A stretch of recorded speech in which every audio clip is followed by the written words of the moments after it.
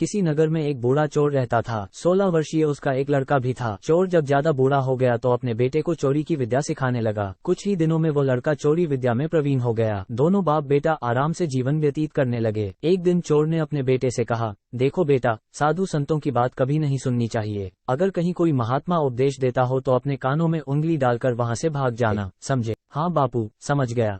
एक दिन लड़के ने सोचा, क्यों न आज राजा के घर पर ही हाथ साफ कर दो। ऐसा सोचकर उधर ही चल पड़ा।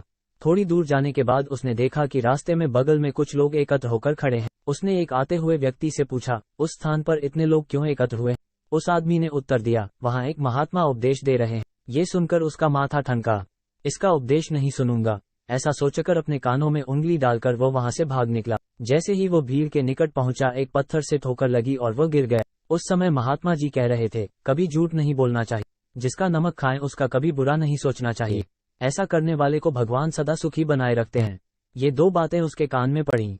वो झटपट उठा और कान बंद कर राजा के महल की ओर चल दिया। वहां पहुंचकर जैसे ही अंदर जाना चाहा कि उसे वहां बैठे पहरेदार ने टोका, अरे कहाँ जाते हो? तुम कौन हो? उसे महात्मा का उपदेश याद आया, झूठ नहीं बोलना चाहिए। चोर ने सोचा, आज सच ही बोलकर देखें। उसने उत्तर दिया, मैं चोर हूँ, चोरी करने जा रहा हूँ। अच्छा जाओ। उसने सोचा राजमहल का नौकर होगा, मजाक कर रहा है। चोर सच बोलकर राजमहल में प्रवेश कर गया। एक कमरे में घुसा। वहाँ ढेर सारा पैसा तथा जेवर देख उसका मन खुशी से भर गया। एक थैले में सब धन भर लिया और दूसरे कमरे में घुसा। वहाँ रसोई घर था। अनेक प्रकार का भोजन वहाँ रखा था। वो खाना खाने लगा। खाना खाने के बाद वह थैला उठाकर चलने लगा कि तभी फिर महात्मा का उपदेश याद आया, जिसका नमक खाओ उसका बुरा मत सोचो। उसने अपने मन में कहा, खाना खाया उसमें नमक भी था, इसका बुरा नहीं सोचना चाहिए।